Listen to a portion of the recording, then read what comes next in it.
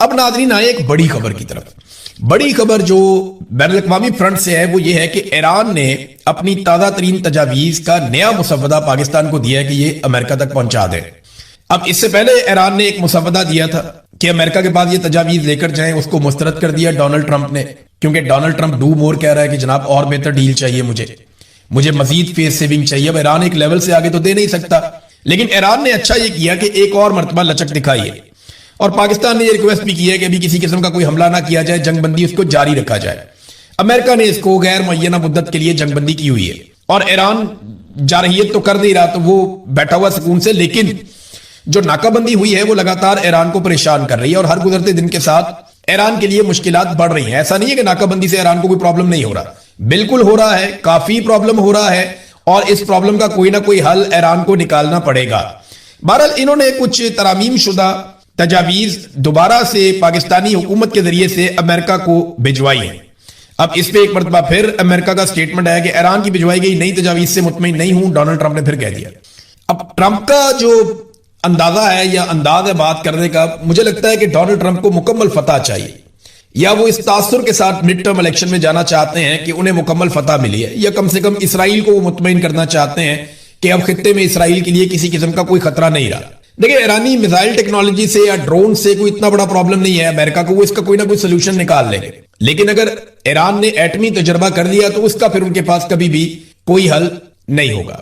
پھر جتنی مرضی ایران پہ پابندیاں لگائیں, الٹیمیٹلی ان کو ایران سے بات کرنی پڑے گی, اور ایک وقت آئے گا کہ ایران نارمل باقی ملکوں کی طرح جن کے پاس ایٹمی قوت ہونے کا ایک سرٹیفکیٹ ہے یا جن کے پاس ایٹمی ہتھیار ہے, ان کی طرح ایران بھی سروائیو کرے گا.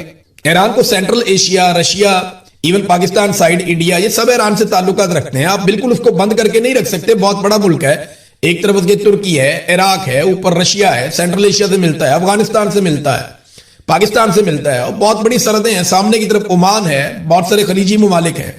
تو ایران کوئی ایسے ترن والا نہیں ہے جس کو آپ سمجھیں کہ بالکل یہ ایک دم ختم ہو جائے گا. تو اب یہ ایران نے تجاویز دی, لیکن ڈونلڈ ٹرمپ نے, کیونکہ ڈونلڈ ٹرمپ کے کورٹ میں بال ہے, تو ڈونلڈ ٹرمپ نے ہی فیصلہ کرنا ہے کہ اب کیا ہوگا. تو ڈونلڈ ٹرمپ نے کہا جی کہ وہ مطمئن نہیں ہے, یہ نہیں بتایا دونوں نے کہ تجاویز ہے کیا. لیکن ایران نے مزید فلیکسیبلٹی دکھائی ہے, تو مے بی فلیکسیبلٹی یہی ہو کہ یورینیم کو چند سالوں کے لیے وہ ڈیل دے رہے ہو کہ جی اتنے سالوں تک ہم کچھ بھی نہیں کریں گے, ہم آپ کے معاہدے کے مطابق چلیں گے, ہم یہ چیزیں طے کر لیتے ہیں. مے بی ایران جو ہے وہ ان چیزوں پہ اگری کر گیا ہو. اور دوسرا, آبنۂ ہرمز کو کھولنے کے لیے چائنا نے بھی اقوام متحدہ میں بات کی. ایران کہتا ہے جی آپ یہ ناکہ بندی ختم کریں, میں آبنۂ ہرمز کو کھول دیتا ہوں. تو یہ ون ون سچویشن ہو جائے گی دونوں کے لیے. لیکن ایران کے پاس آبنۂ ہرمز کا ایک ایسا پوائنٹ اب ہمیشہ کے لیے آ جائے گا کہ وہ جب چاہے گا یہ دکھتی رگ کو پکڑ دیا کرے گا. یہ بات امریکہ کو اور عرب ممالک کو سمجھ آ گئی. وہ کوئی اس کا ایسا سلوشن نکالیں گے یا کوئی ایسا حل نکالیں گے کہ بین الاقوامی سطح پہ آبنۂ ہرمز کو آئندہ کنٹرول کیا جائے گا. وہ کچھ ایسا کرنا چاہیں گے. تو ایران بھی اپنے آپ کو مکمل طور پہ باہر نہیں نکالے گا.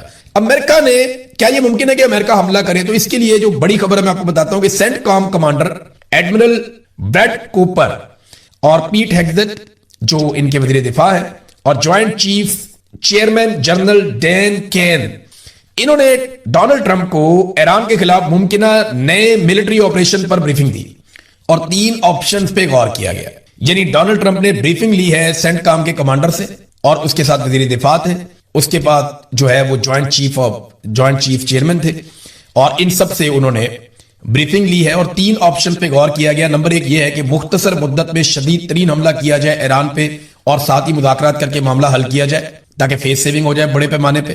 نمبر 2, آبنۂ ہرمز پہ قبضے کا ایک منصوبہ پیش کیا گیا کہ اگر اس پہ قبضہ کرنا ہے پورے طریقے سے تو اس میں کیا کرنا پڑے گا.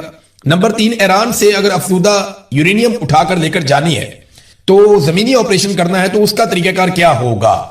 یہ 3 آپشنز ان کے سامنے ڈونلڈ ٹرمپ کے رکھی گئی ہیں جو امریکن میڈیا میں رپورٹ ہوئی. یاد رکھیے گا کہ 26 فروری کو, یعنی 28 فروری کو اٹیک کیا تھا امریکہ نے, اور 26 فروری کو ڈونلڈ ٹرمپ کو بالکل ایسی ایک بریفنگ دی گئی تھی حملے سے 2 دن پہلے. یعنی پچھلی مرتبہ حملے سے 2 دن پہلے بالکل ایسی ہی بریفنگ ڈونلڈ ٹرمپ نے لی تھی, اور اب اسی نوعیت کی بریفنگ دوبارہ ڈونلڈ ٹرمپ نے لی ہے.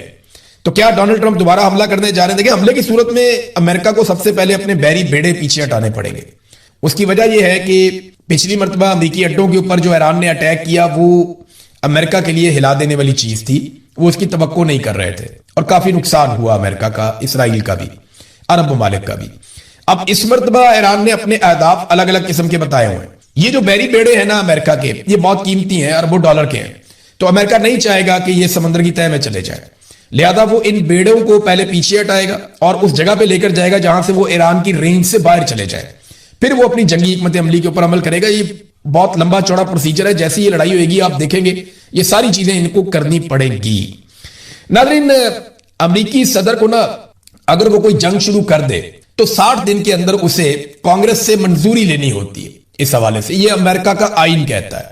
تو ڈونلڈ ٹرمپ سے جب پوچھا گیا کہ جناب آج 60 دن مکمل ہو گئے تو کیا آپ کانگریس سے اس کی اپروول لے رہے ہیں, تو کوئی اتنی اچھی پوزیشن تو نہیں ہے امریکہ میں ڈونلڈ ٹرمپ کی. تو انہوں نے کہا جی کہ مجھے اپروول لینے کی ضرورت نہیں ہے. اس کی وجہ یہ ہے کہ 60 دن سے پہلے جنگ بندی ہو چکی ہے. یعنی ہماری جنگ بندی تو اپریل میں شروع میں ہو گئی تھی اور جنگ 60 دن تک چلی نہیں. تو کیونکہ جنگ بندی ہو گئی ہے اور انہوں نے ایک لیٹر بھی لکھ دیا ڈونلڈ ٹرمپ نے کہ ابھی ہماری کوئی جنگ نہیں چل رہی, لہذا ان کے مطابق انہیں کوئی ضرورت نہیں ہے جنگ کی اجازت لینے کی ایران کے ساتھ لڑائی کے حوالے سے, کیونکہ جنگ بندی ہو چکی ہے 60 دن سے پہلے. اب اگر دوبارہ جنگ شروع ہوتی ہے تو اس کے لیے ڈونلڈ ٹرمپ کو پھر جو آئینی رکاوٹ ہے اس کو عبور کرنا پڑے گا. IAEA کے سربراہ ہیں رافیل گروسی, انہوں نے ایک سٹیٹمنٹ دیا. یہ وہ ایجنسی ہے جو ایٹمی مواد کے حوالے سے بین الاقوامی سطح پہ نگرانی کرتی ہے. اب رافیل گروسی جو اس کے سربراہ ہیں انہوں نے ایک سٹیٹمنٹ دیا. انہوں نے کہا جی کہ ان کی اطلاع کے مطابق یہ قوی امکان موجود ہے کہ ایران کی جو افزودہ شدہ یورینیم ہے, جو انریچمنٹ ہو چکی ہے یورینیم کی, جو تیار ہے جس سے ایٹم بم بن سکتا ہے 2 ہفتوں کے اندر اندر, وہ جو یورینیم ہے وہ اصفہان میں ہی موجود ہے جو جوہری مرکز ہے وہاں پہ. یہ دعویٰ کیا انہوں نے. اب اگر وہ وہاں موجود ہے تو امریکہ وہاں پہ کیسے اٹیک کرے گا؟ یاد رکھیے گا اس سے پہلے جو لڑائی جھگڑا ہوا تھا بہت بڑے پیمانے پہ وہ اصفہان میں ہی ہوا تھا. انٹرنیشنل فرنٹ پہ ایک اور خبر ہے ناظرین کہ گزشتہ 4 سالوں میں جو تیل کی قیمتیں رہی ہیں بین الاقوامی سطح پہ, آج 4 سالوں کا ریکارڈ ٹوٹ گیا. تیل کی قیمتیں بلند ترین سطح پر پہنچ گئی ہیں اور ڈونلڈ ٹرمپ کے لیے یہ کافی سخت ہے کیونکہ بہت سارے ایسے ممالک جو ڈونلڈ ٹرمپ کے اتحادی ہیں وہ اب براہ راست متاثر ہونا شروع ہو گئے ہیں اور کہیں نہ کہیں وہاں پہ جو ہے نظام زندگی تو مفلوج نہیں ہوا لیکن ان کے کاروباری معاملات, ان کی معیشت کے معاملات جو ہے وہ متاثر ہو رہے ہیں. جیٹ فیول کی کمی کی وجہ سے فلائٹوں کی قیمتیں بڑھ رہی ہیں اور فلائٹیں کینسل بھی ہو رہی ہیں.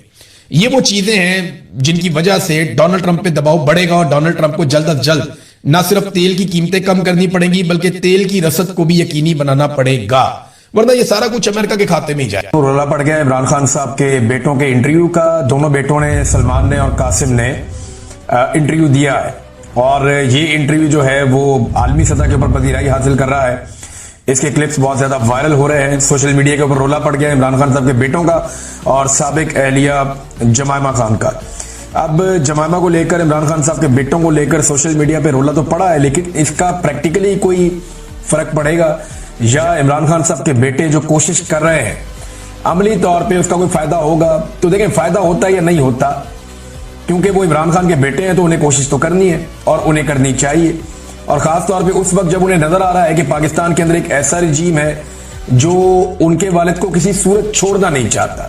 اس وقت کی جو پاکستان کی ملٹری اسٹیبلشمنٹ ہے انہیں اپنی بقا نظر آتی ہے عمران خان صاحب کی بقا کے بغیر. یعنی وہ یہ سمجھتے ہیں کہ اگر عمران خان ہے تو ہم نہیں ہیں اور اگر ہم نے بچنا ہے تو ہمیں عمران خان سے بچنا ہے. تو اس وقت عمران خان صاحب کے بیٹوں کی ذمہ داری بہت بڑھ جاتی ہے. اور جب انہوں نے یہ دیکھا کہ انہیں باہر نکالنے کی جتنی کوششیں پاکستان میں ہو رہی ہیں وہ کامیاب نہیں ہو رہی, تو اس کے بعد عملی طور پہ ان کے بیٹے بھی اب کوشش کرنا شروع ہو چکے ہیں. انہوں نے ایک انٹرویو دیا ہے اور یہ جو انٹرویو ہے مارگن کو انہوں نے انٹرویو دیا اور جو انٹرویو کے عام نکات ہیں وہ میں نے لکھے ہیں. بڑی عام باتیں انہوں نے کی ہیں وہ میں آپ کے ساتھ شیئر کر لیتا ہوں. عمران خان صاحب نے بھی کچھ جو کلپس ہیں وہ چلائے مارگن نے, کیونکہ اس سے پہلے انہوں نے عمران خان صاحب کا بھی انٹرویو کیا تھا اور کچھ تعریفیں بھی کی عمران خان صاحب کی. ان کے ماضی کے کلپس چلائے بیٹوں کے متعلق بھی, ان کے جان کے خطرے کے متعلق بھی, اور پھر ان کے بیٹوں نے جو کہا وہ میں آپ کو بتا دیتا ہوں. ایک تو انہوں نے کہا جی کہ ہم UK میں یعنی برطانیہ میں اور امریکہ میں سیاستدانوں اور صحافیوں سے ہم یہ چاہتے ہیں کہ یہ جو انسانی حقوق کی بدترین اور لاتعداد خلاف ورزیاں ہو رہی ہیں اس پر وہ آواز اٹھائیں اور یہ تشدد کے مختلف طریقے اپنا رہے ہیں. یہ صرف انسانی حقوق نہیں بلکہ جمہوریت کا بھی ایک مسئلہ ہے. پاکستان کے عوام نے ووٹ دیا اور مقبول ترین لیڈر کو ووٹ دیا ہے. 25 کروڑ پاکستانیوں کا یہ حق ہے کہ ان کی بات سنی جائے. یہ وہ سوالات کے جواب میں یہ باتیں کر رہے ہیں. زیادہ دیر تک عمران خان صاحب کے جو بیٹا ہے جس کی داڑھی ہے چہرے پہ قاسم اس کا نام ہے، وہ زیادہ دیر بات کرتا رہا قاسم خان، اور جو سلمان خان ہے وہ کلین شیپ ہے اور وہ کم بات کرتا رہا، لیکن زیادہ بات چیت جو ہے وہ قاسم نے کی ہے۔ اچھا، ٹرمپ کے لیے پیغام یہ ہے کہ ٹرمپ کے حوالے سے سوال پوچھا گیا، ٹرمپ تگڑا آدمی ہے اور وہ رول پلے کر سکتا ہے، عمران خان کے ساتھ اس کے تعلقات بھی ہیں، تو اس پہ انہوں نے کہا جی ٹرمپ فرق ڈال سکتا ہے، اور یہ ہماری جو ملاقات ہوئی رچرڈ گرینل سے، ہماری بات ہوئی تھی، اس نے ہمارے والد کے حق میں آواز اٹھائی اور وہ ٹویٹ وغیرہ بھی کیا تھا۔